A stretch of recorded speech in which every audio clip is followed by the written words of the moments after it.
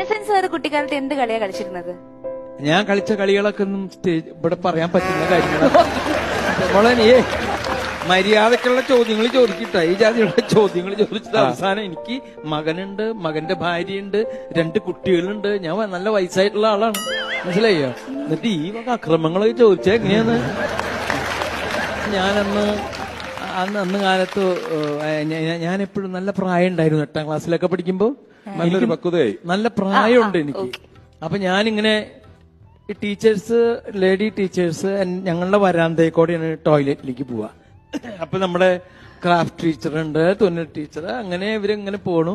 അപ്പൊ ഇവരിങ്ങനെ പോയിക്കൊണ്ടിരിക്കുമ്പോ social study teacher, സയൻസിന്റെ, അവരിങ്ങനെ പോകുമ്പോ ഞാനിങ്ങനെ നിന്ന് നോക്കിയിട്ട് ഞാൻ ഇങ്ങോട്ട് മാറി നിൽക്കും. കാരണം അവരെന്തെങ്കിലും പറയും, എന്നെ എന്തെങ്കിലും ഇരുന്ന് പഠിച്ചോടറോ എന്ന് ചോദിക്കും. അതുകൊണ്ട് ഞാൻ ഇങ്ങനെ അവരവിടുന്ന് ഇങ്ങനെ വരണ കണ്ടപ്പോ ഒരു വർത്താനം പറഞ്ഞ 5-6 പേരുണ്ട്. വർത്താനം പറഞ്ഞ അവിടുന്ന് ഇങ്ങനെ വരണ കണ്ടപ്പോ ഇവിടുന്ന് പുതിയതായിട്ട് വന്നൊരു മാഷുണ്ട്. അയാൾ ഇത്തിരി കുഴപ്പാ. എനിക്ക് നല്ല പ്രായമുണ്ട് കേട്ടോ.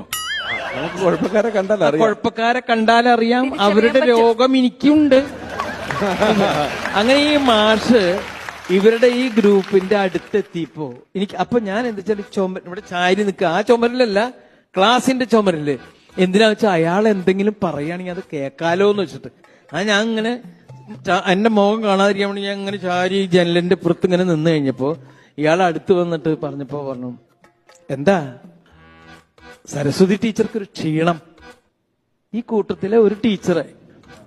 അപ്പോ അതില് വേറൊരു ടീച്ചർ പറഞ്ഞു, അറിഞ്ഞില്ലേ സരസ്വതി ടീച്ചറുടെ ഹസ്ബൻഡ് മിനിഞ്ഞാന്നല്ലേ വന്നേ ദുബായിന്ന്. മനസ്സിലായില്ലേ? എനിക്ക് നല്ല ഇഷ്ടായി. കാരണം ആ ചോദ്യവും നന്നായി, ഉത്തരവും നന്നായി. എനിക്കൊരു സുഖം കിട്ടി. മനസ്സിലായില്ലേ? ഞാനപ്പ ചുമരിന്റെ അവിടേക്ക് ഇങ്ങനെ ചാരി ഇങ്ങനെ നിന്നു. ഈശ്വര ദൈവമേ, നീ എനിക്ക് ഇടയ്ക്കിടയ്ക്ക് സുഖം തരുന്നുണ്ട് കേട്ടോ. ടീച്ചറുടെ മുഖം, ടീച്ചറൊന്ന് നാണിക്കുന്നുണ്ട് പോയി. അത് ഞാൻ ക്ലാസ് ലീഡറാ. അത് കഴിഞ്ഞ അപ്പൊ തന്നെ എന്റെ കയ്യില് എന്നോട്, ഞാൻ പോയിട്ട് വേണേ ചോക്ക് എടുക്കാനൊക്കെ ഓഫീസ് റൂമിലേക്ക് ചോക്ക് എടുത്തിട്ട് ഞാൻ ചോക്ക് എടുക്കാൻ വേണ്ടിട്ട് ഓഫീസ് റൂമിലേക്ക് ഇങ്ങനെ പോണ വഴിക്ക് നമ്മുടെ ഈ ടീച്ചർ സരസ്വതി ടീച്ചർ വേറൊരു ക്ലാസ്സിലേക്ക് പുസ്തകവും ഇതായിട്ട് ഇങ്ങനെ പോവാ. അവൾക്ക് ഞാൻ അവരുടെ ഒപ്പം ഓടിയെത്തിയിട്ട് ഞാൻ പറഞ്ഞു, വലിയ ക്ഷീണമൊന്നും ഇല്ല കേട്ടോ. ആ വഴിക്ക് ആ ടീച്ചർ അവിടെ ചെക്ക അവിടെ നിന്ന് പറഞ്ഞു. അങ്ങനെ എത്രയോ സുഖങ്ങൾ അനുഭവിച്ചു വന്ന ആളാ ഞാൻ എന്നറിയോ? അത് മനസ്സിലാക്കുക. എനിക്ക് പിന്നെ ഒരു സുഖവും വേണ്ട, ഒന്നും വേണ്ട. സുഖം വേണമെങ്കിൽ നിങ്ങൾക്ക് തരാം.